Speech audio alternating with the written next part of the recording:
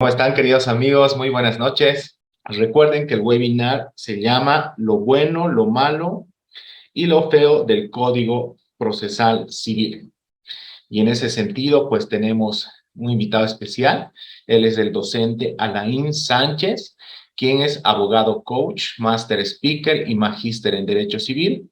Cuenta con varios posgrados en Derecho de Constitucional, Procesal Constitucional, Familia, Niñez y Adolescencia, además de Life Coach, miembro de la Cámara Internacional de Conferencistas, autor del libro Temas de Derecho y de varios artículos jurídicos.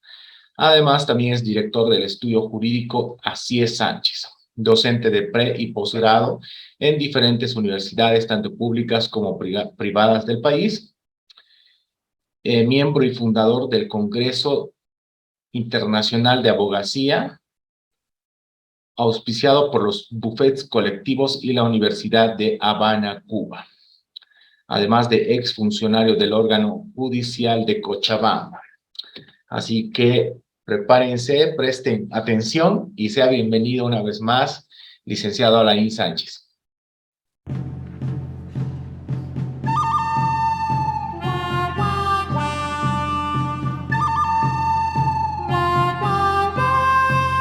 Lo bueno, lo malo y lo feo del Código Procesal Civil.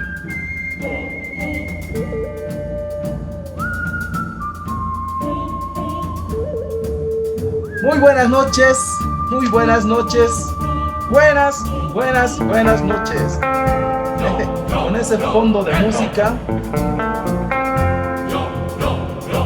iniciamos este webinar. Bienvenidos sean cada uno de ustedes. Muy buenas noches a todos los presentes. Estamos con casa llena. ¡Wow! Este webinar sí que explotó. Voy a patentar el título del webinar. Así que la universidad, lo siento, voy a registrarlo como derechos de propiedad.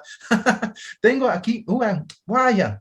Somos más de 240 personas y realmente muy buenas noches a los que puntualmente han estado. Álvaro, Yemil, Rocío, Lourdes, Lisbeth, José Gabriel, Víctor, Cheinaba, creo que es así, Cheinaba, ¿no? Sole, Johnny, Erika y en fin, wow, queridos colegas, realmente muy buenas noches y realmente muy feliz de estar esta noche para compartir este webinar titulado Lo bueno, lo malo y lo feo del Código Procesal Civil. Un seminario que en realidad que hace tiempo ya quería yo desarrollarlo, sin embargo, creo que el contenido a muchos no les gustaba porque tiene que ver algo que es propio, digamos, de lo que uno va haciendo en el día a día. Sin embargo, la Universidad Simón y Patiño, sin la vergüenza que le caracteriza de darle todo por el todo, me ha aperturado esta noche. Bien, muchísimos gusto. Fabio, muy buenas noches. Shirley, los últimos, excelente. Y a todos, a cada uno de ustedes, muy buenas noches. Bien, a ver, vámonos directamente a lo que vinimos. Muchísimas gracias por la presentación. Ya realmente no sé mucho de estas cuestiones, pero bueno, quiero empezar con una pequeña frase que dice: el éxito es la suma de pequeños esfuerzos repetidos día a día. ¿Qué quiere decir esto? Que si lo que vamos a desarrollar el día de hoy le sirve a cada uno de ustedes, pues repítanlo día a día. Y esto se va a convertir justamente en una situación de un hábito, y el hábito se va a convertir en una disciplina, y la disciplina se va a convertir en un futuro couture, en un futuro borda, en un futuro que yo sé, no sé, gran abogado que tú estás queriendo ser de ahí en adelante, ¿no? Yo solamente, humildemente, voy a compartir mis pequeños conocimientos, mis pequeñas reseñas que he tenido con el Código Procesal Civil. Y eso es interesante. ¿Por qué les digo? Porque desde pequeño, desde que era estudiante, mis docentes estaban perfilándome más como un abogado penalista. Sí, mis notas no bajaban de 95. Y tuve que necesariamente, de un momento a otro lado, hacer una conversión, como dicen los católicos, e irme al lado oscuro, que es el lado del derecho civil. Bien, y con todo esto vamos a ir compartiendo. A ver, quiero empezar con, antes de ingresar a lo que viene a ser los tópicos de lo bueno, lo malo, lo feo del Código Procesal Civil, quiero hacer un pequeño preámbulo. ¿Preámbulo de qué? ¿Por qué elegí esta forma de presentar un webinar que parecía más a un estilo de película que otra cosa? A ver, para los que no conocen, para los que no conocen, este título viene de una trilogía de películas, de una trilogía de películas, que era justamente la trilogía del dólar, la trilogía del hombre sin nombre, y la última que era justamente el bueno, el feo y lo malo, y el malo, mejor dicho. Entonces, es una película realmente muy atenta. La música tal vez sí lo han escuchado en algún momento, pero básicamente lo que quiero compartir con ustedes es que se tenía como consigna en la película la búsqueda justamente de $200,000, ¿no? Entonces, y para conseguir eso, sí o sí tenían que apoyarse entre los tres personajes, ¿no? El bueno, el malo y lo feo. Y el feo, el feo. Tenían que justamente los tres, sí o sí, cooperarse para conseguir el botín de los $200,000. Pero, ¿qué tiene que ver eso con lo que es ahora nuestro sistema del Código Procesal Civil? Pues bien, oh, si nosotros queremos que este Código Procesal Civil funcione, pues tenemos que unirnos también el bueno, el malo y el feo. ¿Por qué?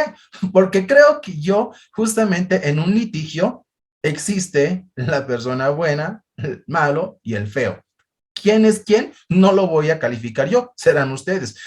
¿A quién le pondrán el adjetivo? ¿Al juez, al abogado demandante o al abogado demandado? Pero una cuestión sí es cierta. El premio de los $200,000 para nosotros en realidad va a ser la pretensión conseguida. ¿Y por qué digo pretensión? Lo voy a revelar en minutos más. A ver, les dije que quiero hacer un pequeño preámbulo para que se entienda el contexto del cual yo quiero compartir esta noche. Este nuevo Código Procesal Civil, Código Procesal Civil, deviene justamente de una situación muy importante que han desarrollado en los comentarios los proyectistas. Y el mínimo común denominador se denomina justicia rápida. Es decir, que la base para el cual se sustenta, desde mi punto de vista, puedo estar equivocado, sin embargo, ustedes analicen el preámbulo, y consulten a los proyectistas, a los 6 proyectistas del Código Procesal Civil, su visión. Y la visión fue conseguir una justicia rápida. Y que efectivamente, lo dijeron en muchos de los seminarios, en los 9 departamentos, que nuestro Código Procesal Civil deviene justamente del Código Modelo Iberoamericano. Un código que fue aprobado justamente por la Academia de Procesalistas Civilistas en el año de 1988. Aquí ya pónganse una fecha, 1988. Este modelo, este código modelo, tardó 21 años en aprobarse. ¿Qué quiere decir? Que en teoría, a ver, 1068 menos 21, en 1967 es la fecha en que se inició ese código modelo. Los proyectistas, las grandes mentes que gestaron este proyecto fueron, ustedes lo conocen, muchos tal vez lo conocieron, fue Vescovi, Helsi, Birdort y Torello. Son 3 autores. Y me encanta justamente Viscovi, ¿por qué? Porque Viscovi dice entre uno de sus comentarios que en realidad este código modelo no era, un código para implementarse en un determinado estado latinoamericano o centroamericano, sino que simplemente este era un proyecto intelectual, científico, por el cual se podría analizar más institutos del derecho procesal civil. Institutos del derecho procesal civil que lo han ido desarrollando los procesalistas tradicionales o clásicos, como quieran nombrar, como Messineo, como Borda, como Couture, los hermanos Auriol, etcétera, etcétera. Entonces, era más en ese análisis. Si ustedes incluso revisan el código procesal, el código de procedimiento civil de Carlos Morales Guillén, que tal vez algunos todavía lo tienen ahí en sus estantes como una joyita, ustedes van a encontrar, si no me equivoco, en el preámbulo de la tercera y cuarta edición, justamente una alusión que hace justamente al profesor Couture con relación a lo que en realidad Couture quería desarrollar, por ejemplo, con el Código de Procedimiento Civil Santa Cruz. ¿Ya? Ese que ingresó, pero ni un año también duró y volvimos otra vez a otro sistema. Pero bueno, el punto es que nuestros proyectistas en sus reseñas dijeron que sí, tomaron como modelo, ¿ya? Para nuestro Código Procesal Civil, este código modelo iberoamericano. Y aquí viene el detalle. Un código modelo que empezó en el año de 1967. Ahora, yo quiero, y algo que me han enseñado mis mentores, es que antes de poder analizar una ley, una norma, ¿no? Uno debe necesariamente ir al contexto de donde se inició. Y básicamente, tal vez los colegas más antiguos que están presentes acá, en realidad no veo a nadie, solo nombres. Entonces, pueden aseverarme justamente cómo era la vida allá en los años 60, cómo era justamente la sociedad en los años 60, qué problemas existían en los años 60, cómo era una familia. Busquemos desde ese punto de vista, analicemos desde ese punto de vista, cómo era una familia en los años 60 y cómo es una familia ahora, y más aún todavía que hemos vivido una pandemia, ¿m? Una pandemia. Entonces, no sé, aquí ya tenemos una pequeña referencia sobre lo que es ahora nuestro derecho procesal civil. Y recuerdo perfectamente que cuando se proyectó en los años 70 el Código Banzer, que fue elevado a rango de ley por la Ley 1760 de abreviación procesal civil en el año 90 y, corríjame si me equivoco, 96 o 97, 97 creo que era, 97. Básicamente, el órgano judicial, ¿ya? El órgano judicial, hablo en todos los estamentos, estaba perfilando a entender ese código joven, que ni siquiera había cumplido, creo, 30 años. ¿Mm? 30 años. Y para ello, evidentemente, para ello, las instancias respectivas, ¿Mm? Las instancias respectivas empezaron a desarrollar una serie de formación a los que se llamaban operadores de justicia. Y ahí justamente vocales, jueces, incluso secretarios, ¿ya? Y creo que en la historia de todo esto del Código Procesal Civil, creo que una o dos veces tuvieron los auxiliares y oficiales una formación. Pero estas instancias de lo que son las vocalías, los jueces, los secretarios, tuvieron una fuerte formación para entender el Código de Procedimiento Civil abrogado.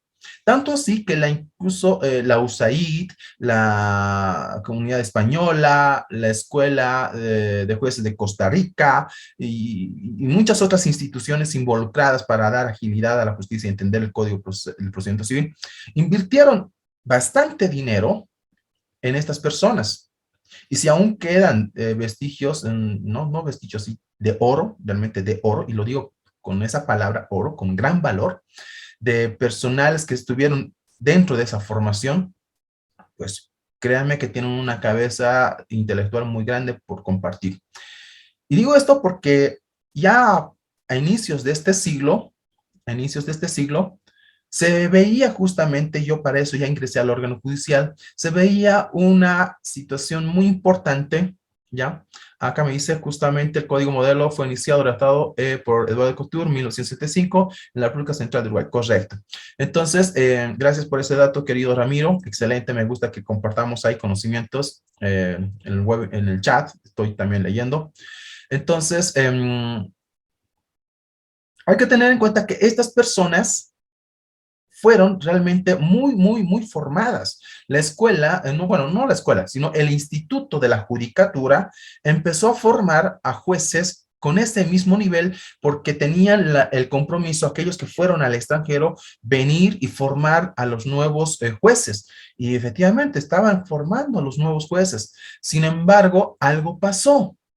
Algo pasó. ¿Qué es lo que pasó? Pasó lo que tuvo que pasar. Vino una nueva, ¿qué? Una nueva constitución política del Estado. Una nueva constitución política del Estado en el cual en el 2009, después de una serie de situaciones jurídicas que actualmente es objeto para tesis de maestrías, de doctorados en Derecho Constitucional, lo que pasó justamente con el tema de la Asamblea Constituyente, lo que se reformó por el Poder Constituido en Oruro, etcétera, etcétera. Son temas constitucionales, pero al final se aprobó una nueva constitución política del Estado. Esta constitución política del Estado traía consigo una nueva teoría. ¿Cuál es esta teoría? La teoría es la del Estado social de derecho. Estado social de derecho. Y ahora, ¿qué entendemos entonces por Estado social de derecho? Pues bien, para entender esto tendríamos que repasar nuestras lecciones de teoría del Estado, que es una materia que muchos se nos pasa por ahí, por debajo. Haciéndolo breve, podemos resumir que esto nace con un Estado absolutista, ¿ya? En un Estado absolutista en donde el rey era quien aplicaba la ley y quien justamente determinaba también lo que era el derecho, monarca, el rey, cuestión que el pueblo se aburrió y vino la Revolución Francesa como último, digo como último porque había más revoluciones, ¿no? La inglesa, la de 1776, pero en 1789 básicamente es el año en el cual justamente empieza a existir un Estado de Derecho. Un Estado de Derecho. Un Estado de Derecho en el cual ya se implementaba también la descentralización de lo que viene a ser la operación de justicia. Ya había jueces, jueces quienes aplicaban normas, un positivismo muy moderno para ese tiempo y era la ley, ¿no? De un Estado de Derecho pasamos a un Estado constitucional. Y digo así constitucional porque los estados básicamente ahí entendieron que la ley era insuficiente para otorgar las pretensiones de las personas, del pueblo.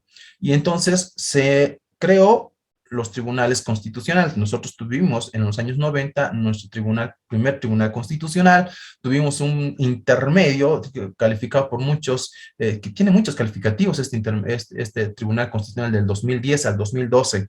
Unos dicen que era el tribunal ilustrado porque trajeron consigo varias modulaciones de sentencias constitucionales bien arraigadas a la doctrina, etcétera. Otros los llamaron el tribunal trucho porque han sido elegidos directamente por el partido, qué sé yo. Cada uno puede juzgar la situación política y externa, pero las sentencias quedaron ahí. Y luego, bueno, ya tuvimos justamente el Tribunal Constitucional Plurinacional, ¿no? Tenemos esos tres tribunales. Pero empezó a generarse justamente en Latinoamérica esto del constitucionalismo. Tanto así que se empezó a hablar del neoconstitucionalismo, etcétera, etcétera, etcétera. Y básicamente creo que una obra bien fundamental que originó toda esta situación fueron los diferentes artículos que se desarrollaron en lo que viene a ser un homenaje al profesor Héctor Fizamudio, constitucionalista de la UNAM, y en la cual varios constitucionalistas nuestros bolivianos, como el profesor Jorge Asbun, el doctor Rivera, etcétera, han desarrollado artículos muy bonitos en este ámbito del conocimiento, y el constitucionalismo empezó a crecer y tener valor en un Estado. Tanto así que en materia penal, básicamente, creo que ya todo es jurisprudencia constitucional. En civil quería hacer algo así, pero todavía no se marcó esta situación. En fin, empezó a emerger en un Estado constitucional. Y la interpretación, evidentemente, fue también distinta para poder entender el derecho, hasta que llegamos ahora a un Estado social de derecho. ¿Y qué es un Estado social de derecho? Miren, hablar sobre un Estado social de derecho sería tener un webinar muy aparte, pero lo voy a resumir, ¿ya? En el ámbito también de que me disculpen y de pecar tal vez en la omisión de algunos elementos conceptuales, pero Hernán Heller justamente es uno de las personas que desarrolló este concepto de Estado social de derecho. Y si ustedes quieren un poco ahondar en este punto, les invito a leer a Hernán Heller. Hernán Heller dice básicamente que un Estado constitucional entonces debe regir en este punto ya no tanto la ley, sino tiene que ver la población vulnerable.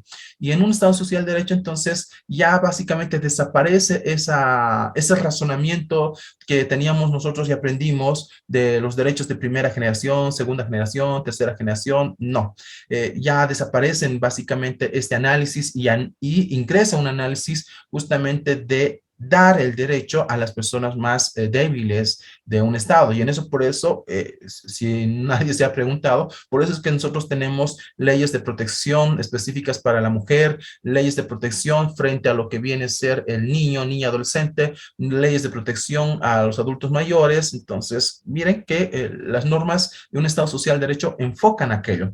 Incluso algunos de ustedes tal vez en un recurso o en una acción tutelar han encontrado justamente este tipo de discriminaciones. Yo no sabía, la verdad, me desayuné en una audiencia que había existido una discriminación positiva y una discriminación negativa. Entonces, para mí discriminación es discriminación, tengo que sí elegir a uno u otro, ya, punto. Pero este razonamiento del Estado social de derecho determinó que sí existe una discriminación negativa y una discriminación positiva. La discriminación negativa es aquella que está prohibida por la ley y la discriminación positiva es la que sí está permitida por la ley, en la cual justamente el juez, la autoridad judicial, va a tener que ponderar los derechos del más débil frente al otro que no lo es. Entonces, miren, así está funcionando nuestra justicia conforme a la Constitución Política del Estado. Y claro, en esa reforma, obviamente vino la reforma de la Constitución Política del Estado y vino otra segunda reforma. ¿Cuál es? La ley del órgano judicial, la ley 025. Esta ley, la 025, trajo consigo elementos muy importantes, de las cuales voy a rescatar dos. La primera, que me parece muy importante. La primera es que esta ley determinó a elegir a diferentes autoridades judiciales y servidores judiciales la opción siguiente. Se les dijo, no en estas palabras, evidentemente, se les dijo a todos a nivel Bolivia, o eligen ser servidores del órgano judicial o ser docentes. A ver, ¿a qué me refiero para los que no me entienden? Para aquella época, del 2010 para atrás, los jueces, vocales, magistrados, que se llama secretarios, abogados, incluso, sí, eran jueces, eran docentes en las universidades públicas y privadas. Y se vio justamente esta situación porque se reclamaba bastante que ellos atendían más la academia que el juzgado. Por eso teníamos mora procesal, carga procesal, carga procesal. Entonces, me dicen muy bajito. Voy a hablar un poquito más fuerte. ¿Se escucha ahora sí? Espero que sí. Entonces, pasó que la ley del órgano judicial les determinó eso. Y aparte vino con una colación. Para que ustedes elijan bien, les dijeron, por si acaso, nosotros, para los que se queden, vamos a tener acá juzgados disciplinarios. ¿Qué quiere decir? Que si ustedes cometen una falta leve, grave o gravísima, los vamos a sancionar. Entonces, con eso más, dijeron, no, ¿para qué? Yo me voy. Todos decidieron, y haciendo justamente en el 2014 un pequeño sondeo cuando me fui a visitar a ocho órganos judiciales. Me faltó uno, el de La Paz. De los 8 órganos judiciales, todos me comentaron que efectivamente la mayoría de aquellas personas que habían sido formados, como dije a un principio, por la USAID, por Estados Unidos, por la España, por Costa Rica, por diferentes, Argentina, etcétera, por grandes maestros, se gastó tanta plata para que justamente los servidores judiciales o los funcionarios judiciales en aquel tiempo puedan aplicar bien el derecho y tener también una justicia, el pueblo tenga justicia, pues simplemente se fue al tiro, se fue a la culata y se fueron, la mayoría. Y ahí justamente se vio en el año 2000, en 2009, 2010, grandes acefalías en los órganos judiciales. Por lo menos aquí en Cochabamba recuerdo que había acefalía desde el juzgado partido número 1 hasta el juzgado partido número 8. ¿No? Son 8 juzgados que dejaron los jueces acéfalos. Y de instrucción eran también una gran mayoría. Y se fueron, se fueron. Eso determinó que se ingrese a nuevas personas a suplir esos cargos, esos cargos. Pero evidentemente no con el mismo nivel de formación de aquellos que dejaron los cargos, que dejaron los cargos. Y eso fue una etapa, creo, muy negra para el órgano judicial de Bolivia, porque básicamente, ¡pum!, dejamos ir a los cerebritos, que estos cerebritos estaban recién ya empezando a entender y aplicar el Código de Procedimiento Civil. Eso fue una primera parte. La segunda parte fue que la ley del órgano judicial traía en sus disposiciones,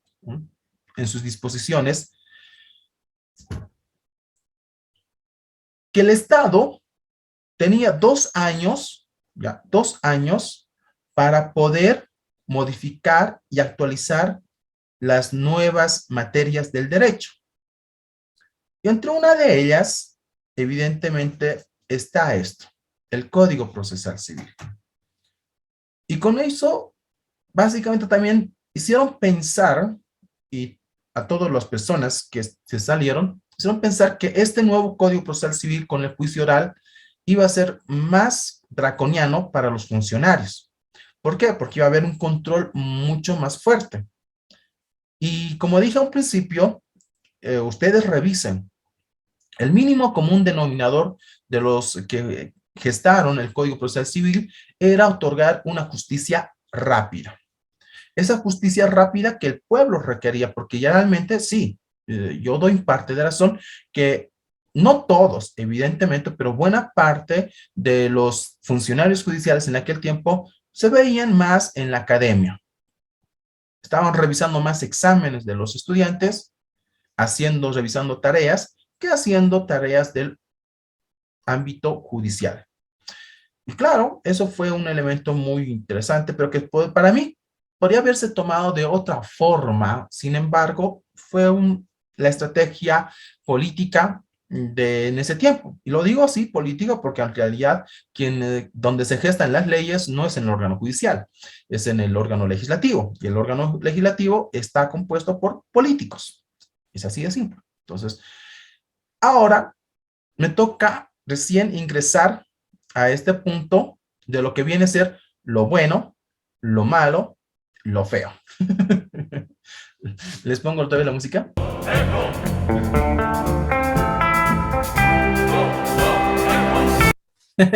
Ahí para entrar en contexto. A ver, para poder desarrollar todo esto, voy a citar a mis fuentes.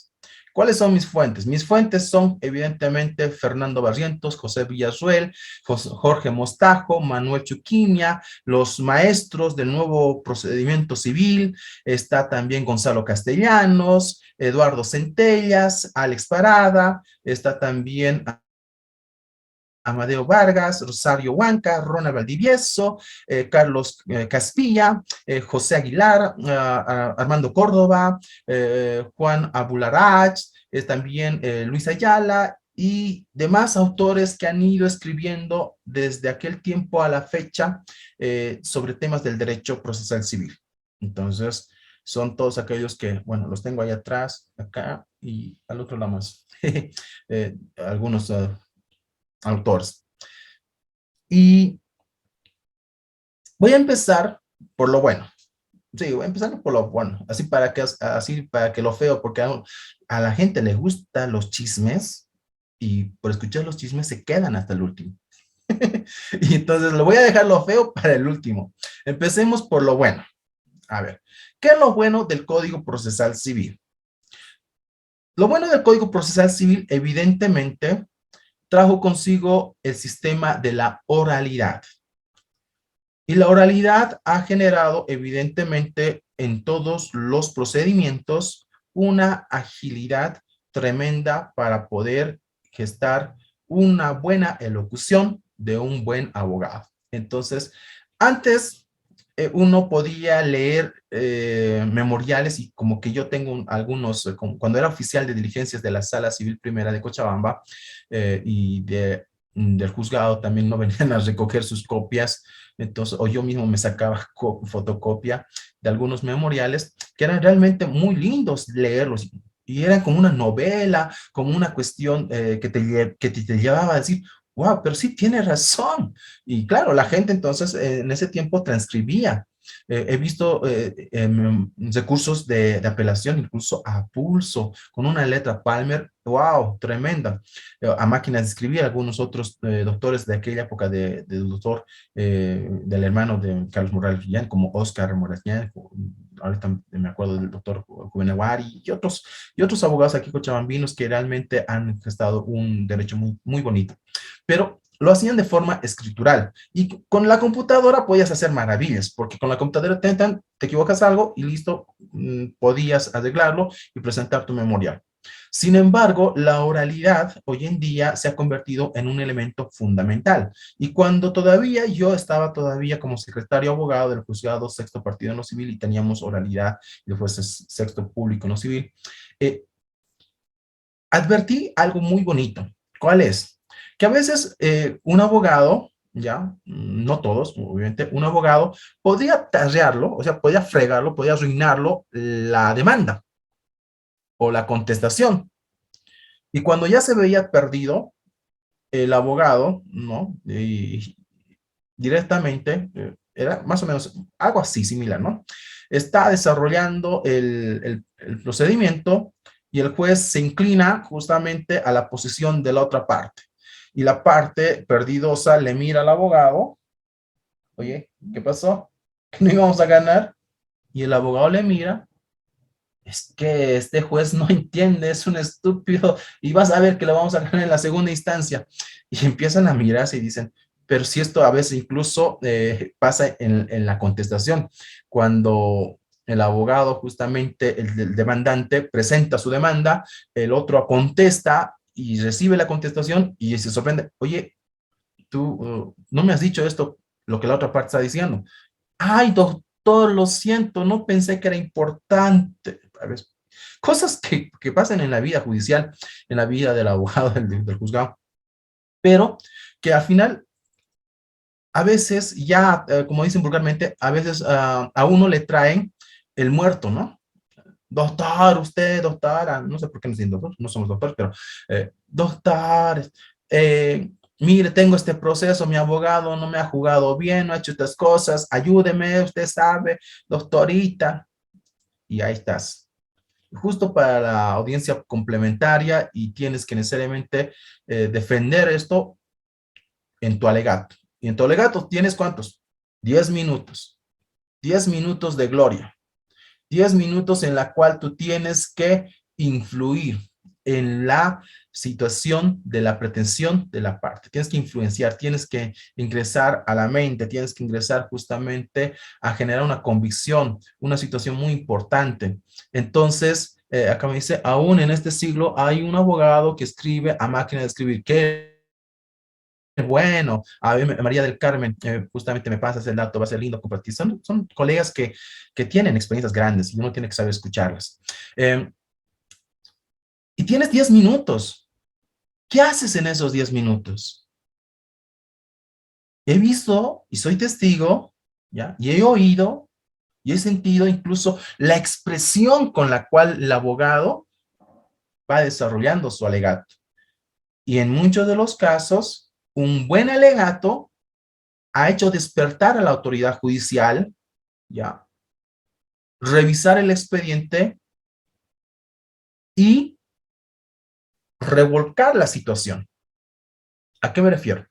Aún así, con este juicio, con esto del nuevo Código Procesal Civil, los jueces no abastecen a las pequeñas cositas que uno puede decir justamente en los memoriales, en la fase escritural. Y evidentemente con tanto que tienen, no alcanzan, pero el abogado sí puede tener ese dominio y en esos 10 minutos conseguir justamente dar la vuelta al proceso y tener de un proceso, de un procedimiento escritural totalmente mal llevado, en unos 10 minutos cambiarlo y hacerlo de una forma muy excelente. Y el juez entonces se le da el tiempo suficiente para poder alegar y darte el favor. Entonces, algo que ha sido bueno, digamos, para mí, ha sido la oralidad. Lo digo con cierta certeza porque yo he estado en la fase escritural y en la fase, es decir, en la fase del Código de Procedimiento Civil y en la fase del Código Procesal Civil. He estado dentro de ese cambio. Entonces, la oralidad es algo muy importante. Ahora que, evidentemente, nos falte a muchos todavía perder ese miedo porque aún he visto en algunos colegas cuando están en la fase de los alegatos, aún hay ese nerviosismo, ese corazón que palpita para no equivocarse con las palabras. Otros incluso, más bien de hacer un alegato, hacen una relación de expediente que no es lo correcto, pero son cuestiones que podemos justamente aprenderlas y poderlas ganar también. Entonces, la oralidad es un elemento muy importante porque también tienes esa inmediación. Y la oralidad no es solo del abogado, la oralidad también es por parte de las partes, quienes efectivamente desarrollan sus alegatos, ¿ya? Sus pretensiones delante de la autoridad judicial. ¿En qué fase? En la fase de la conciliación, ¿no? En la fase de la conciliación. En la conciliación, entonces, tienen las partes también este elemento tan bonito para poder identificar la situación de lo que viene a ser las pretensiones. Otro elemento muy importante que puedo rescatar es justamente la implementación de lo que viene a ser el Estado Social de Derecho, que hace rato referí. Cuando hablamos del Estado Social de Derecho, entonces hemos ingresado y muchas de las resoluciones del Tribunal Constitucional Plurinacional, del Tribunal Supremo de Justicia, han devenido justamente en una interpretación muy linda y muy interesante de poder abrir también estos mecanismos de atención para que las partes puedan obtener justicia. ¿A qué me refiero? Doy un ejemplo. Doy un ejemplo. En los recursos de casación, ¿ya? En los recursos de casación. En los recursos de casación se tiene la situación de que tal vez el abogado no ha tenido la pericia suficiente para poder desarrollar esta nueva demanda. Sí, la casación es una una nueva demanda.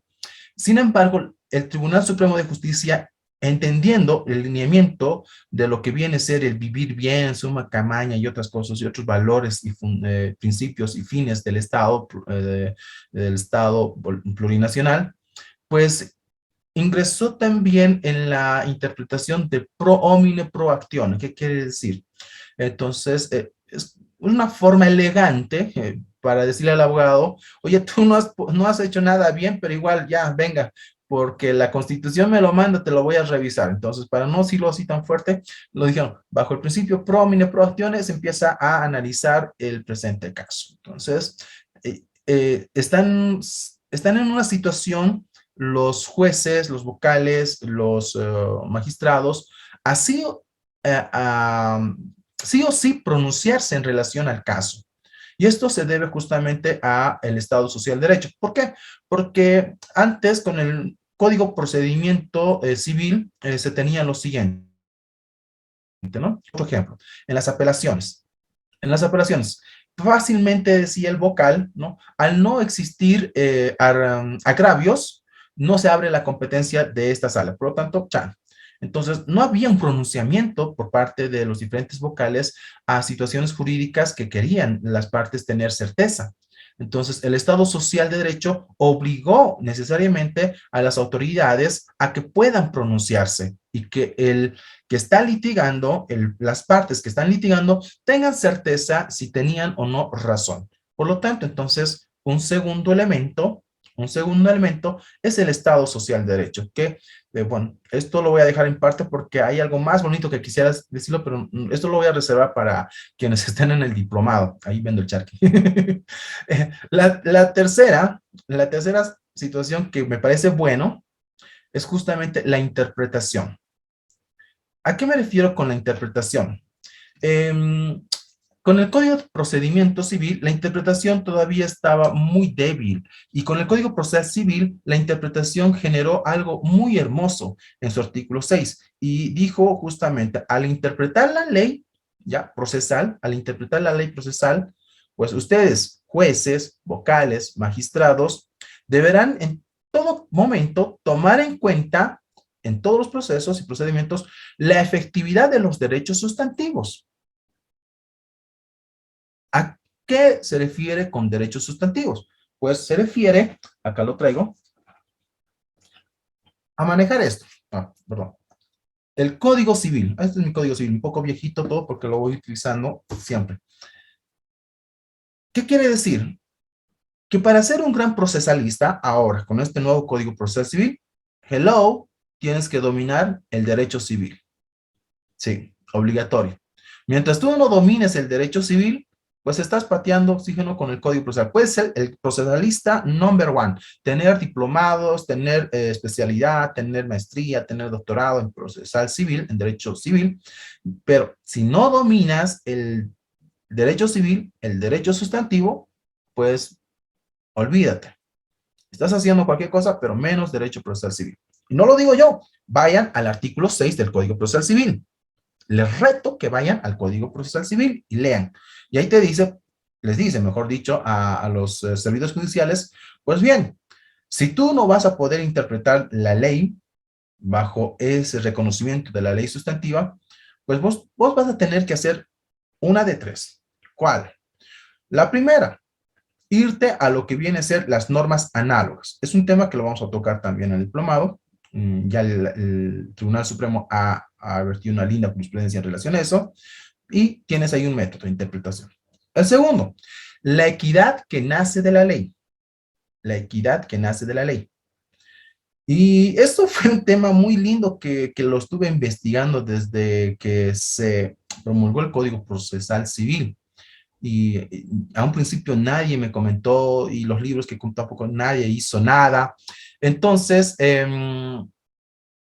lo que pasó acá fue que surgió un nuevo método, la equidad que nace de la ley, que también lo voy a explicar en su debido momento allá en el diplomado. Y la tercera son el uso de los principios generales del derecho.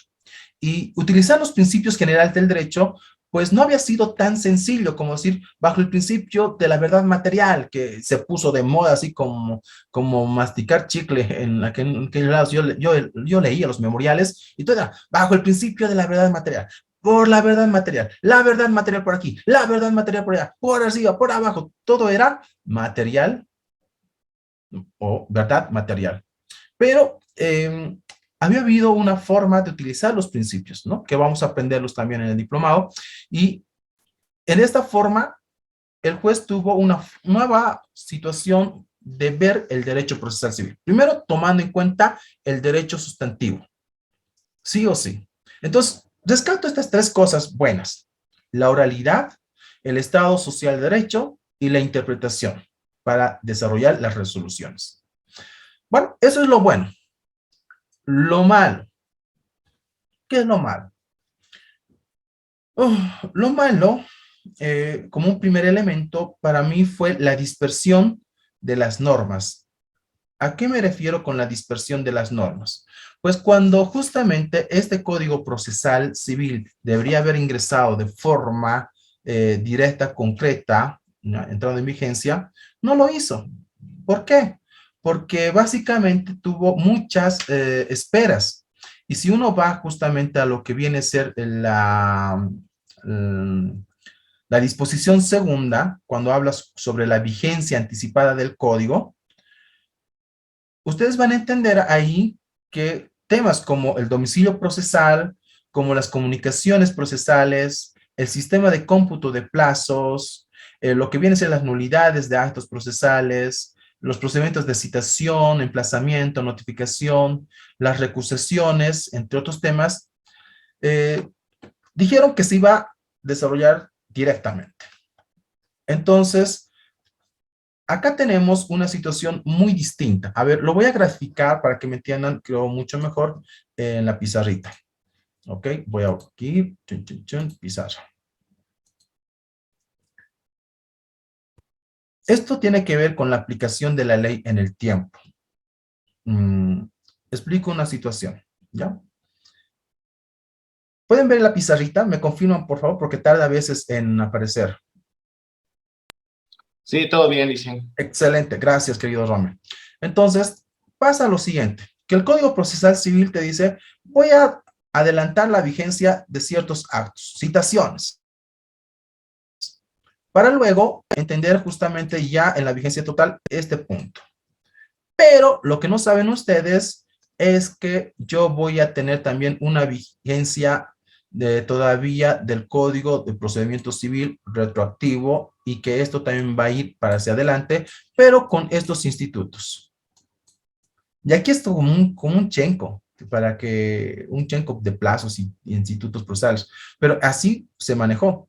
Y es por eso que a veces uno debe, dentro de lo que viene a ser el 2010, el 2010 hasta el 2015, en estos años, realmente uno tiene que tener ojo de halcón, lo voy a poner ojo de halcón jurídico, aquí lo voy a dejar, chin, chin, chin, para poder identificar incluso nulidades procesales que bien pueden servir. No lo digo como una cuestión chicanera, sino que realmente ha habido muchas irregularidades porque no todos manejaron justamente lo que viene a ser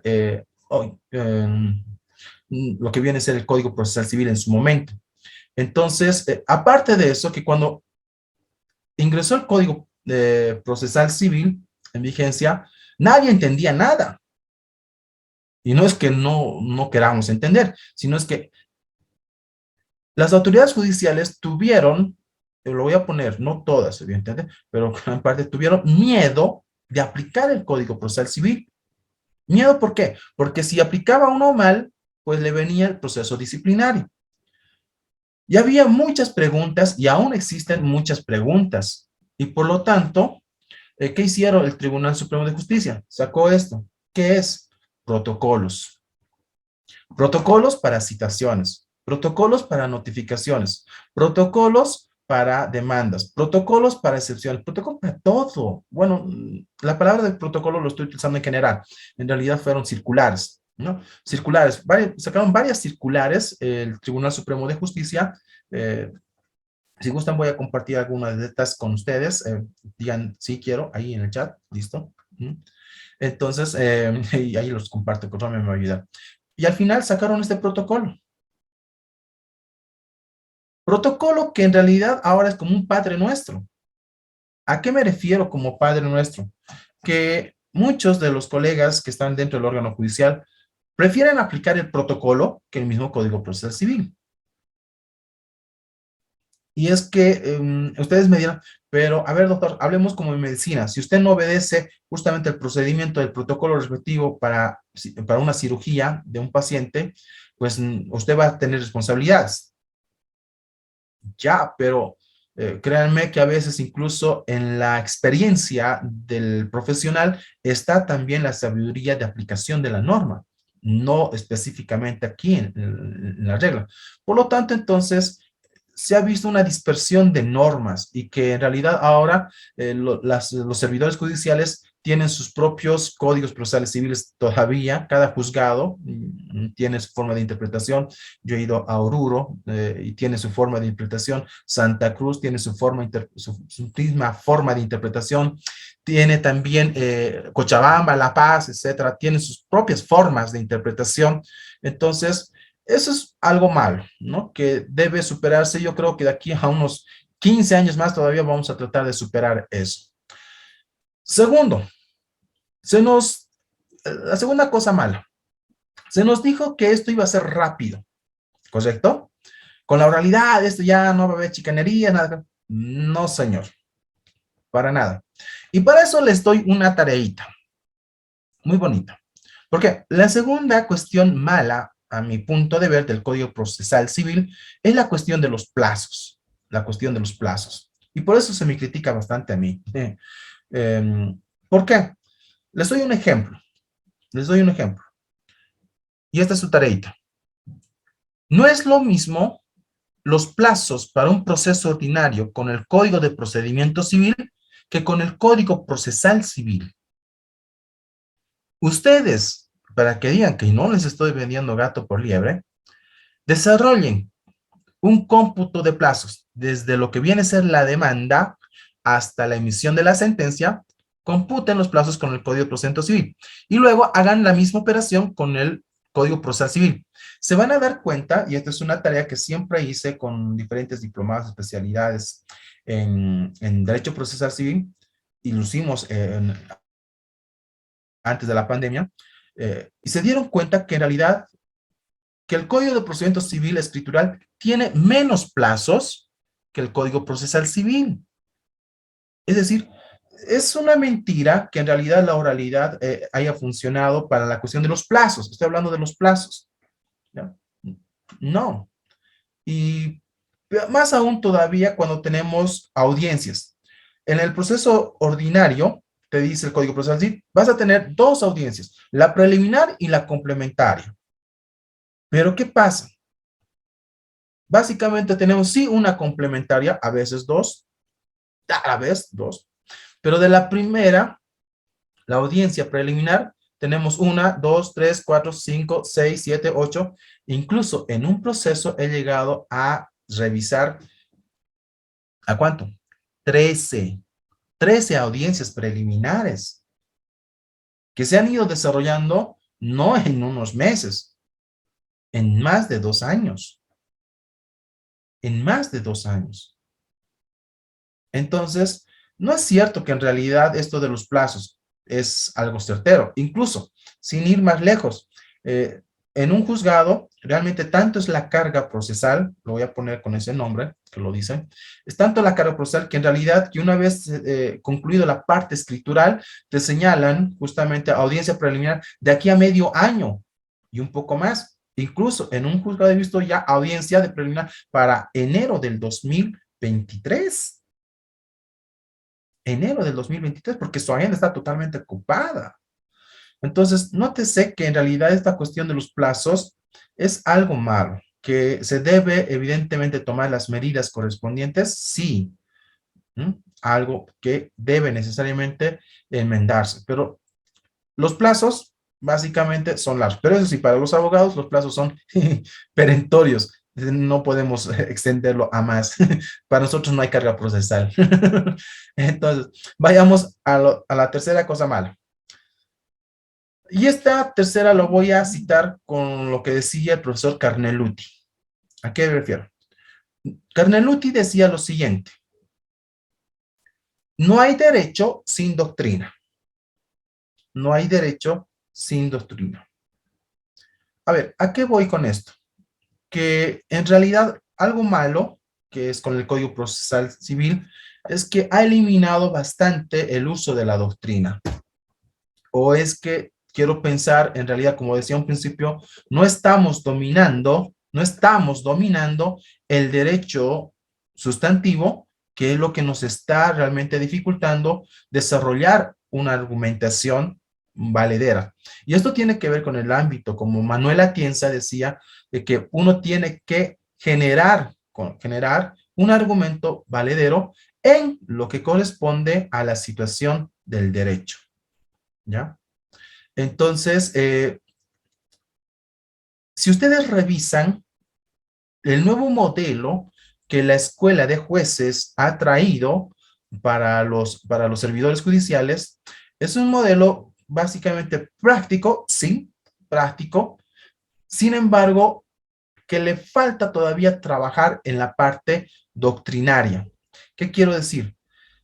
Ya no hay ese elemento que a veces en la frase escritural uno podía poner. En el ejemplo, en el proceso ordinario, ya no uno puede directamente poner jurisprudencia, y no es que esté mal, considero que es algo bueno, pero debería existir también esa fundamentación y esa motivación de la autoridad judicial y también de los abogados en parte de lo que viene a ser la doctrina. Y hay elementos, nuevos elementos. Uno de mis maestros, por ejemplo, uno de mis mentores, el doctor Pedro, decía lo siguiente: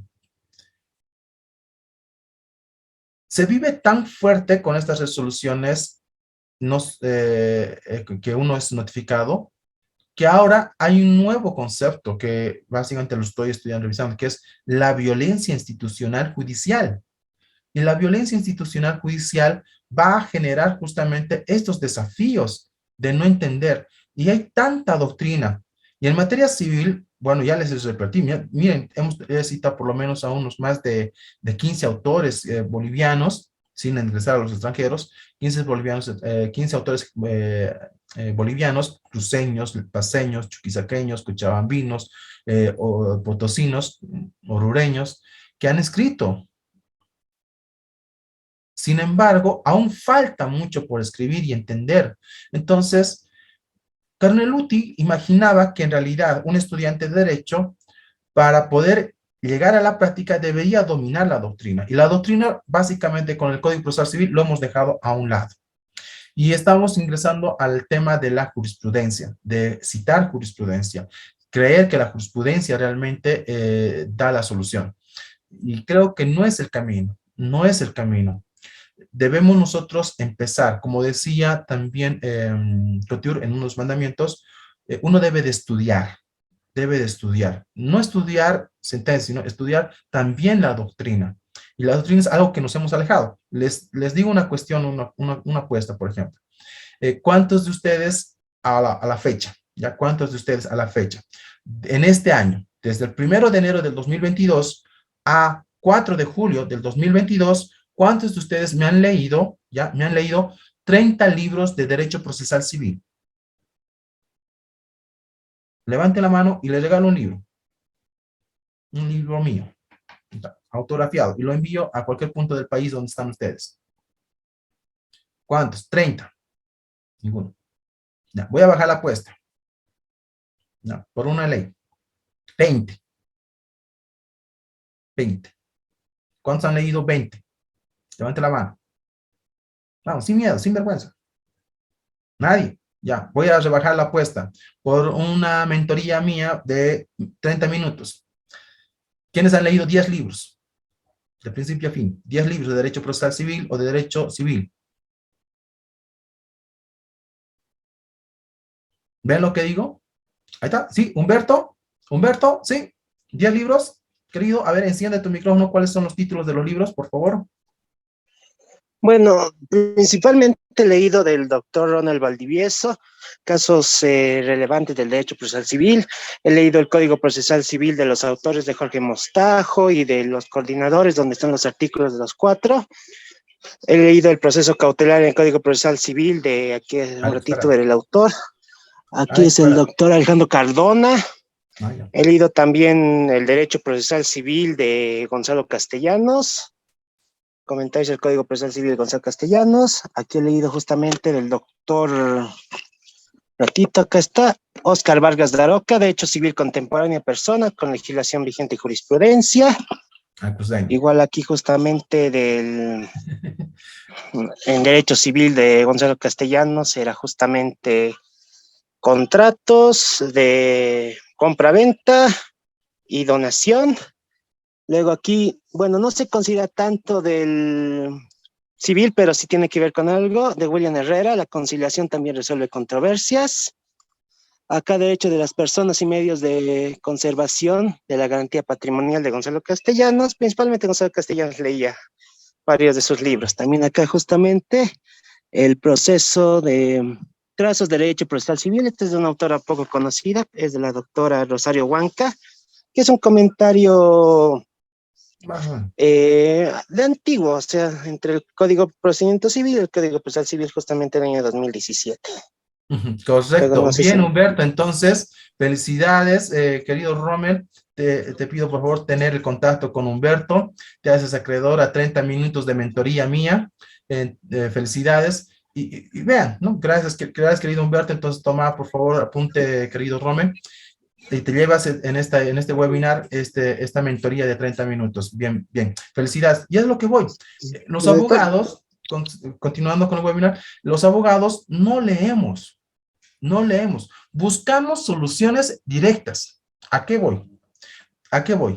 Oh, felicidades, Rina, 4 libros, excelente, eso es bien. Tenemos un segundo semestre para que vayas por 6, por 10, por 15 más. Sí se puede, sí se puede. Yo en el anterior diplomado, Romy no me va a mentir, en el anterior diplomado les he enseñado a justamente a leer un libro de 300 páginas en menos de un mes. De menos de un mes, de 300 páginas. Entonces, sí se puede. Es cuestión simplemente de técnica. Entonces, hay que ver esta situación. Los abogados no leemos. Yo a veces cuando estoy justamente también comprando libros que me encantan, ver nuevas teorías, nuevas doctrinas, los abogados, los colegas, a veces, ¿tienes algo sobre excepciones? Es que tengo que responder sobre las excepciones. ¿Tiene jurisprudencia? Dicen. ¿Tiene esto? ¿Tiene lo otro? ¿Tiene esto? Y solamente parecito. Y no lo utilizan más. No lo utilizan más. Entonces, eso es lo malo. Lo malo es que justamente no tenemos, gracias, aquí voy a utilizar la palabra de Verónica, no tenemos esa costumbre. Y desde la universidad, desde el pregrado, no nos enseñan a leer, nos enseñan a buscar lo que necesitamos, copiarlo, y ya con las nuevas tecnologías en internet, googlearlo, copiarlo, pegarlo y presentarlo. Eso es lo que nos enseñan. Y a veces incluso también los memoriales copiamos, pegamos y lo presentamos. Hacemos también eso. Entonces, básicamente hay que generar esto. Entonces, un tercer elemento malo, gracias por la palabra Ingrid, muchísimas gracias, lo tengo en mi corazón. Una tercera cosa mala es que, como decía Canuti, no hay derecho sin doctrina. Y básicamente estamos ingresando en ese sistema. No hay doctrina. Y la doctrina, créanme que es muy, muy débil, muy débil. No veo justamente algo bien grande. Y a veces, incluso en niveles superiores, sí están ya ingresando en esa doctrina y nosotros no sabemos qué entender por eso. Entonces, para mejor prepararse, un abogado preparado vale por dosis, ¿no? Entonces, ya hice lo bueno, lo malo, ahora ingresemos a lo feo. Lo feo. A ver, una cosa fea que veo del Código Procesal Civil es el aumento de informalismo. ¿A qué voy con esto del informalismo? Que lo que a veces decía con estas palabras, lo que la ley no prohíbe, debe hacerse, ¿no? Y créanme que en esta situación del informalismo a veces he visto órganos, operadores de justicia que han abusado bastante esto a su favor. Y lo digo con toda sinceridad y con todo amor a muchos que también tal vez están aquí, que son parte del órgano judicial, la verdad. Un abrazo, un cariño. Saben que los quiero, amo esa institución y pienso volver a esa institución. Pero ahora veo justamente un aumento de informalismo. ¿A qué voy? Ah, no, pero ya contestó, listo, entonces se da por contestado, ¿no? Se da por citado. Pero respondió, hizo esto, hizo lo otro, entonces ya se da por conocido y sigamos, sigamos, sigamos. Y a veces eso está mal, no lo digo yo, lo cito a un gran profesor brasileño, ¿ya? De Oliveira, y de Oliveira en su libro de Derecho Procesal Civil, y lo que viene a ser el proceso ordinario, cita la cuestión del formalismo como un elemento de seguridad jurídica. Entonces, el formalismo que tenía el Código de Procedimiento Civil, pues básicamente no era pues una situación de locos. Me voy por un ejemplo. El artículo 127 o 137 del Código de Procedimiento Civil, no me acuerdo en minutos, decía justamente causales de nulidad de notificaciones. Y decía, se debe notificar por cédula, por ejemplo, autos interlocutores definitivos. ¿Ya? Autos interlocutores definitivos. Listo. Si no se notificaba esa resolución definitiva, pues era causal de nulidad, ¿no? Ahora, con el nuevo Código Procesal Civil, hay una discrepancia de hacer todo lo que quieran. Y lo digo con todo amor. Pasa que justamente un auto interlocutorio definitivo te notifican en tablero y todavía lo señalan conforme al artículo 84, 85, no sé qué más, te pone el oficial de diligencias y por poco no te dicen más por la pandemia. Aunque he visto notificaciones así, por la pandemia te notifico en tablero, porque la ley dice eso. Y, querido, y esa vez justamente estabas, qué sé yo, en otros afanes y nunca te llegaste a enterar de esa notificación. O a veces lo que vino justamente con esta cuestión del WhatsApp, ¿no? Del WhatsApp, te notifican en el WhatsApp, listo. Y nunca hay tu copia. O sea, son cuestiones tal vez tan sencillas que podrían en realidad agilizar bastante el funcionamiento del órgano judicial, pero a veces por estas situaciones es que se da una indefensión procesal también a las partes. Entonces, esa justicia rápida, por hacer esa justicia rápida, ingresamos en esos informalismos y no hay derecho. No hay derecho. Un informalismo, tener una conciliación, vamos a ver. A eso es lo que decía. Lo segundo, la segunda cosa fea, forzar una conciliación sin preparación. Miren, ya estábamos justamente del 2015 al 2022, como 7 años con el Código Procesal Civil. Y no es que la conciliación haya sido y es el boom de este Código Procesal Civil. No lo es. En el Código de Procedimiento ya teníamos la conciliación prejudicial, es decir, antes de ingresar al juicio, y intraprocesal, dentro del juicio. Teníamos la conciliación. Lo que no teníamos era la palabra, simplemente la palabra obligatorio. Obligatorio. La conciliación ya estaba en el Código de Procedimiento Civil. Lo que no había era la palabra obligatorio. Con el nuevo Código Procesal Civil, bueno, tenemos ahora conciliadores, ¿correcto? A veces concilian y a veces no, pero dentro del órgano judicial, acá viene el detalle. Los jueces, algunos, realmente ingresan en una mala técnica de conciliar. Tan mala es la técnica, tan fea es la técnica, que incluso se atreven a decir, miren, si no concilian, yo ya tengo mi resolución y voy a decir quién va a ganar y quién va a perder, así que concilien. O otra frase tan trillada. Para conciliar debes justamente despojarte de tus pretensiones. No toda la vez se gana. A veces tenemos que ceder, ¿no? Ya estoy siendo como el papirri de La Paz, haciendo cuestiones de... ya no me acuerdo de la canción, ya me olvidé el nombre de la canción, ¿no? Entonces, creo que es, aquí voy a leer una cuestión de Sandra. Creo que es por hacer una justicia a la rápida y no rápida, porque nuestra justicia es todo menos rápida, correcto. Entonces, pero bajo esa base se erigió nuestros profunadores este Código Procesal Civil. Entonces, miren, ceder derechos, obligar a alguien a conciliar con amenaza de que uno ya tiene la resolución y uno va a perder y uno va a ganar, preferir que dos ganen. Creo que en materia de conciliación falta mucho por hacer.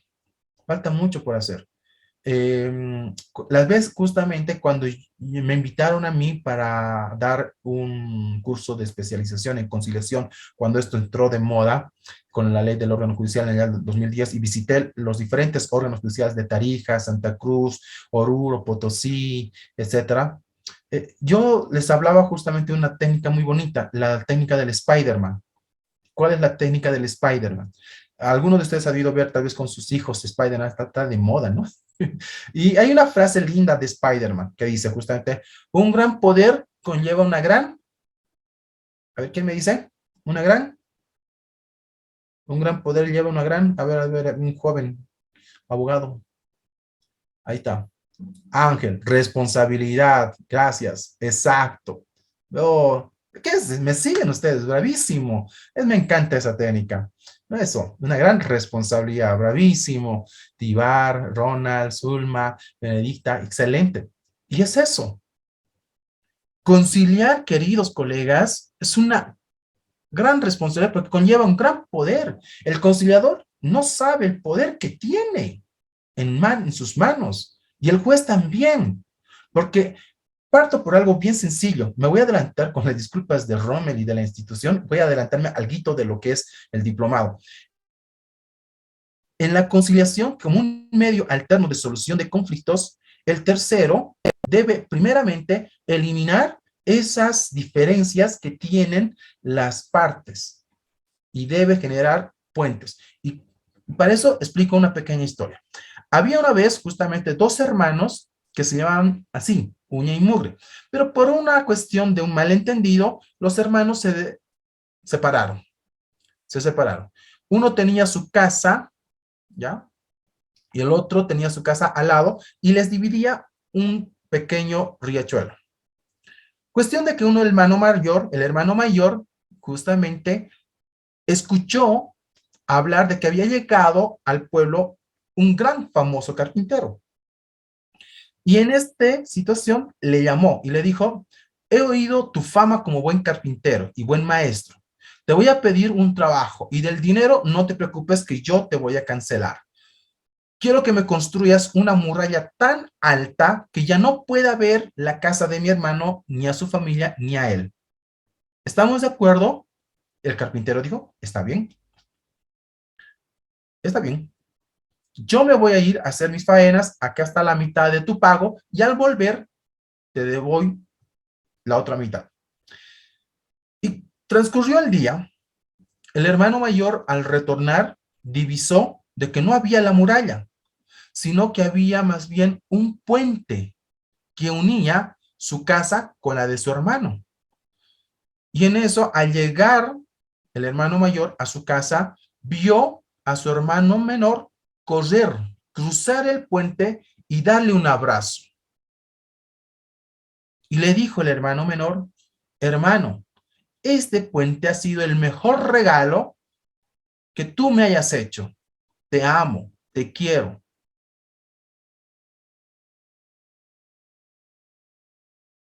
¿Qué es lo que pasó acá?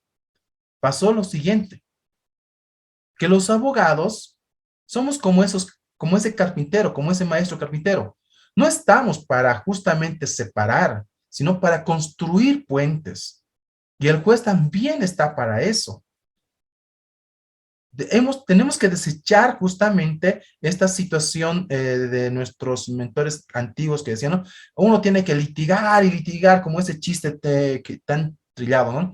Viene el hijo del abogado, que también era abogado joven, junior, y dice, papá, ¿te acuerdas de ese juicio tan tremendo que tú no lo has podido resolver en más de 15 años? Sí, hijo, hoy lo resolví todo yo. Felicítame, papá. Y el papá le dice, estúpido, con ese juicio te he mantenido la casa, yo estoy manteniendo todo, ¿cómo vas a hacer esto, no? Y es que a veces estamos justamente alargando un juicio para tener más y más y más. No, los abogados tenemos que ser ese carpintero de construir puentes y no forzar justamente conciliaciones con esas amenazas de que tienen que cederse derechos. A ver, yo les digo una cuestión. A ver, ¿cuántos de ustedes no dicen a sus clientes que sí van a ganar? La mayoría sí dicen, ¿no ve? Y cuando no ganan, ¿qué pasa? Pelean con el juez, ¿no? Pero el punto al que quiero llegar es que también nosotros debemos de aprender a conciliar. Y el conciliador es el que elimina esas brechas para luego recién hablar sobre el problema. No es que hablamos del problema y tratamos de resolver así el problema, no. Entonces, los conciliadores, la autoridad judicial tiene un gran poder. Bueno, hasta ahí llego porque si no, acá Rommel y la universidad va a decir, está dando todo el diplomado, doctor. Entonces, no, eso lo voy a dejar para otro momento, para el diplomado. Lo tercero, ya dije, ¿no? Aumento de informalismo, forzar una conciliación sin preparación. Y la tercera, ver dispersión de argumentos. Ver dispersión de argumentos. Es lo más feo. Es lo más feo. Sin ir lejos, me acuerdo que justamente en una de mis visitas en una formación que hice ahí en el Salón Rojo del Palacio de Justicia de Santa Cruz, uno de los colegas trajo para el último día un regalo muy bonito del profesor Clemente Espinosa. Me trajo justamente su Código de Procedimiento Penal, otro libro, pero el libro que más me llamó fue Otro sí, carajo. Así se titula el libro de Clemente Espinosa. Otro sí, carajo. Y en ese libro uno encuentra justamente resoluciones, no sé cómo ustedes lo llamarán en sus diferentes lugares, chamboneadas, erróneos, chipoteadas, no sé cómo lo dirán ustedes en sus distritos, pero es un lindo libro que les recomiendo buscar, Clemente Espinosa, Otro sí, carajo. Y ahí se demuestra lo que actualmente está pasando con el Código Procesal Civil. ¿A qué me refiero? A que varios artículos, y esto va específicamente en los procesos de ejecución, monitoria ejecutiva, ejecución de sentencia, de sumas de dinero, ¿no? Coactivo, etcétera. No hay una interpretación unánime y eso también, pero eso ya se sabe, doctor, sí, pero es que esta argumentación que hace la autoridad judicial es tan dispersa y exagerada que básicamente uno más bien de entender desentiende el artículo. Me pasó algo muy interesante y en el cual, por ejemplo, ustedes conocerán este artículo que dice, ¿no ve? La ejecución de sentencia no paraliza a no ser que uno tenga acusación formal penal, ¿no? Entonces, dio a mucha interpretación y da mucha interpretación esta parte. Yo me basé con un argumento que el profesor Alex Parada desarrolló en uno de sus libros y, y lo hice un poco más ahondando. Pero la autoridad judicial realmente, fuera de lo que decía Alex Parada, fuera de lo que decía yo, dijo otra cosa, que le pareció que en realidad por no ingresar a una responsabilidad penal, porque el otro abogado, la otra parte decía, si usted no suspende, entonces usted está con la otra parte, es consorcio de abogados, con jueces, y le voy a meter un proceso penal. Y le dio lugar a la otra parte. Entonces suspendió. Para mí, una cuestión errónea, pero lo suspendió. Y es que justamente esta cuestión de dispersión de argumentos en las resoluciones judiciales afecta bastante en el desarrollo de las pretensiones de las partes. Y a veces los abogados estamos atados de pies y manos en no poder dar una solución, obviamente fuera de la apelación, fuera de las impugnaciones, dar una solución inmediata, que es lo que quiere la gente. Excelente, me dice, gracias, Noemí, gracias, muchas gracias. Entonces, miren, creo que he tratado desde mi experiencia dentro del órgano judicial como fuera del órgano judicial, traerles a ustedes en este webinar elementos que puedan ustedes ser de crítica, pero también motivarles a ustedes de aquello que todo lo que he dicho pueda ser fundamentado y contravenido con argumentos, ¿no? Yo sé que cada uno de ustedes tiene su perspectiva y tal vez algunos de ustedes tal vez lo ha tomado a pecho, lo que yo dije esta noche. Pero como decía uno de mis mentores, Miguel Ruiz, ¿no? En su libro Cuatro Acuerdos, que les aconsejo también leer, no te lo tomes nada personal. Yo no me lo tomo nada personal. Si me dicen una cuestión, otro de mis mentores siempre me dijo, querido, tú ganas o ganas. Esto no hay de perder. ¿Por qué le dije yo? Claro, tú ganas y eres feliz, pero no hay cuestión de pérdida. Estás ganando experiencia. Eso tenlo en cuenta. Entonces, reevalúa la situación de lo que has hecho y para la próxima sé que vas a ganar. Y como justamente, acá les dejo justamente, a ver, uno de mis mentores nos decía lo siguiente. No existe una fórmula secreta para el éxito, ¿ya? Solo se consigue trabajando duro y aprendiendo de los errores.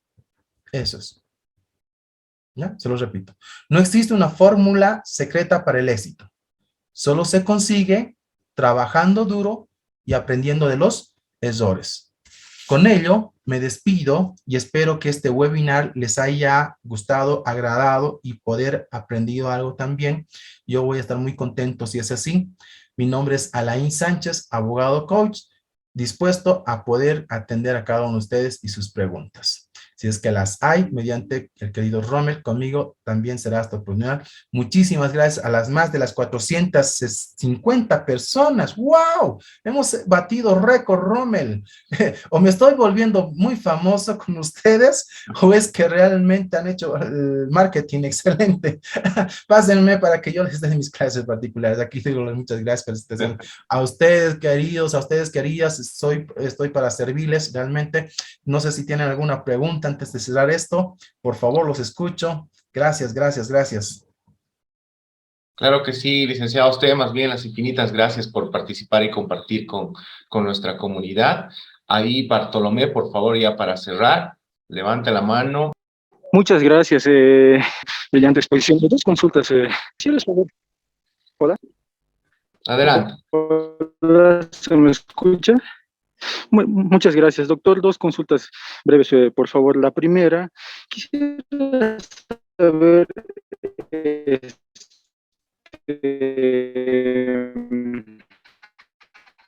el tema de las diferencias que cambiamiento de lanzamiento más de los procesos con cuantía.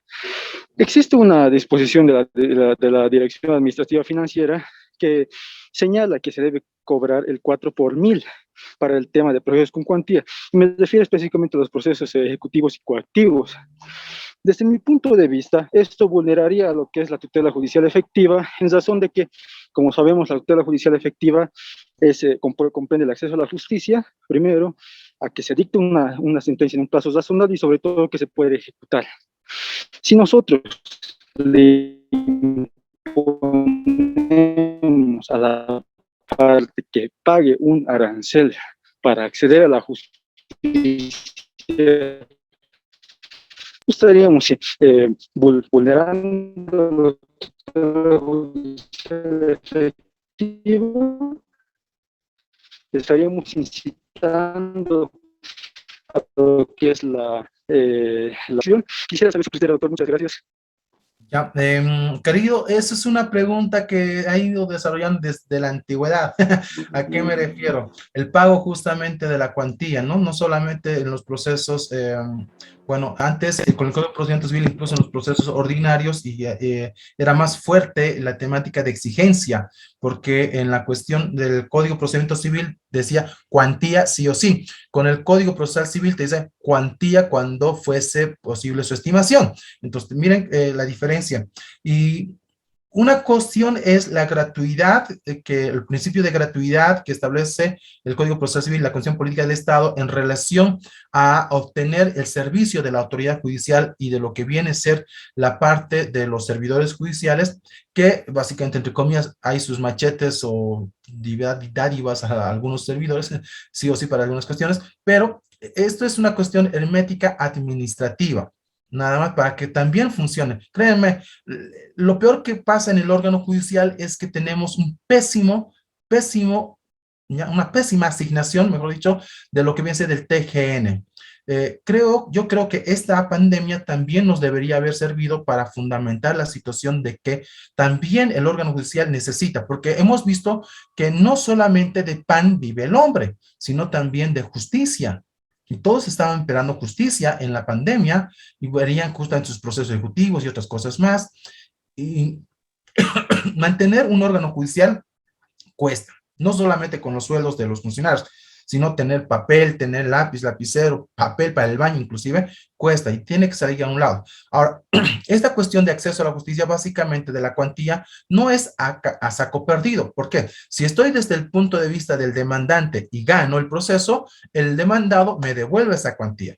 Si estoy justamente en esta situación del demandado y el demandado gana, entonces también lo mismo. Entonces hay una pretensión distinta. Entonces, yo creo que hay que diferenciar esos dos puntos de vista. Para mí, la cuantía sí tiene una justificación en relación a lo que vas a operativizar en la cuestión material. Pero dejar de lado la situación de la parte ya del órgano, del funcionamiento del órgano social, eso sí es gratuito. No sé si responde a tu pregunta. ¿Tenemos otra tal vez?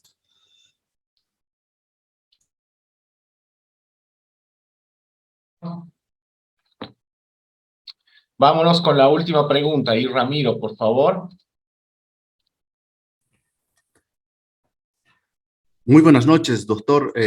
Mil felicidades. No sé si me escuchan con claridad. Clarísimo, querido Ramiro.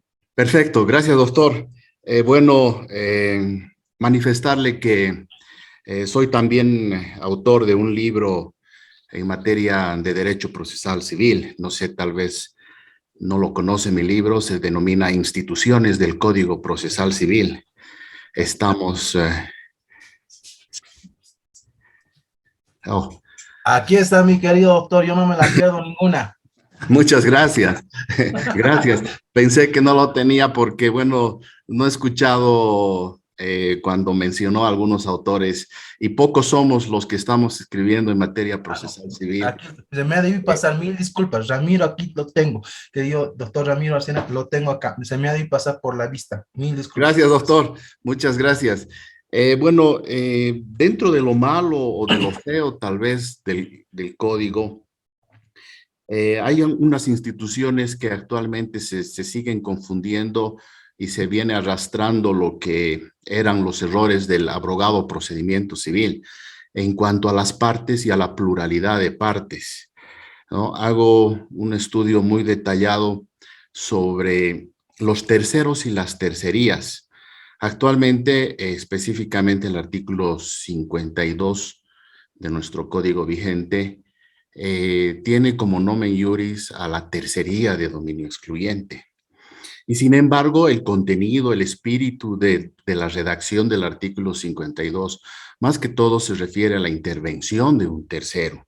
Ya Castellanos Trigo, antes de la promulgación de nuestro código, que fue el 2013, ya realizaba la verdadera clasificación de los terceros en intervención principal excluyente, intervención litis consorcial e intervención coadyuvante, haciendo justamente una diferencia con los terceristas, que realmente no deberían estar dentro de las partes, porque el tercerista solamente tiene interés en un acto del proceso y no en la pretensión propiamente dicha. Hablaremos figurativamente, no se mete a la pelea, solamente le interesa un acto, o el desembargo o el pago preferente. Sin embargo, ese artículo 52 está denominado como tercería de dominio excluyente y no sé, tal vez corroborar un poquito la posición que tengo y en mi obra, por supuesto, sobre este error que se comete en cuanto a los terceristas que se encuentran en los procesos incidentales en el 359, en el 360 del Código Procesal Civil, ¿no? Pero sin embargo han sido inmiscuidos, han sido insertados, se puede decir, en las partes, en la pluralidad de partes, donde a partir del artículo 50 se determina el estudio de los terceros, en realidad, que son muy diferentes. Gracias, doctor. No, a usted, nuevamente mil disculpas del querido doctor Ramiro, acá lo tenía, pero son varios, como dije, se me ha pasado, justamente de usted se me pasó, pero No ahí se está, preocupe. lo veré, tengo el libro, ahí lo tengo usted como citado y se grabó acá. Gracias, Pueden gracias. encontrarlo justamente a precio de buena promoción, también lo verdad, con la librería Olimpo. Entonces, a ver, a la pregunta. Coincido con usted, mi querido doctor, que evidentemente el Código Procesal Civil ha confundido el tema de terceros y terceristas. Y es que ha metido a los terceristas dentro del mismo saco de los terceros. Y esto ha enfocado dentro de la doctrina, y es lo que justamente puse, ¿no ve? En uno de mis puntos, que si no leemos la doctrina, no las creemos todo. Somos como justamente una adolescente en el día de San Valentín que se cree la gran mujer con el anillo que se ha comprado el chico de la cancha, ¿no? Es tan grandota. Entonces, no las creemos todas. Entonces, yo coincido con la aseveración que usted, con la aclaración que usted ha hecho, porque efectivamente en el diplomado también aclaro esta situación de confusión que existe en la terminología y que en realidad esta terminología también conlleva efectos diferentes como lo ha explicado usted. Entonces yo creo que más allá de redundar en lo mismo, coincido con esa observación que usted ha hecho y que también hay otras más que en su libro pone usted justamente en la cuestión de las partes. Me gustó bastante esto de las partes porque no todos tocan la temática de esta nueva trilogía que viene a ser la autoridad judicial, parte demandante, parte demandada, y que ahí están metidos justamente los terceros, que los terceros básicamente tienen otra perspectiva dentro de la visión del mismo proceso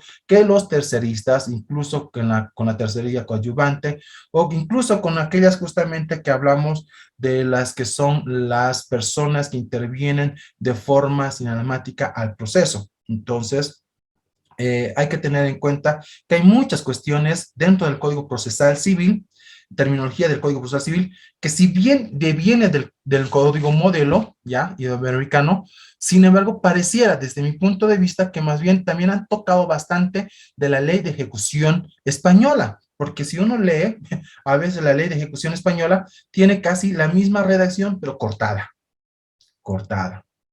Entonces, ahí viene la pregunta que yo me decía, ¿será verdad que todo salió del código modelo o es que existen otras fuentes? Y ahí el profesor Mostajo también hace relación de que es muy importante de ver cuáles son esas fuentes del Código Procesal Civil, ¿no?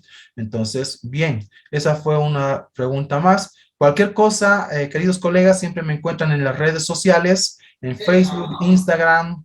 Todavía no tengo Twitter. Alguna vez voy a hacer algunos jurídicos, pero mientras tanto, solamente en Facebook, Instagram, WhatsApp, ahí, para cualquier cosa, para servirles. Muchísimas gracias, estimado ingeniero o licenciado Alain. Es un gusto, como siempre, compartir con usted y aprender, por supuesto. Muchísimas gracias, queridos amigos. Ya mis colegas han compartido el formulario de registro para su certificado y hacerles también la invitación a nuestro diplomado que inicia la próxima semana, Derecho Civil y Procesal Civil. Así que nos va a estar acompañando también el licenciado Alain y va a compartir con nosotros mucho más tiempo. Gracias, querido licenciado. Hasta una próxima oportunidad.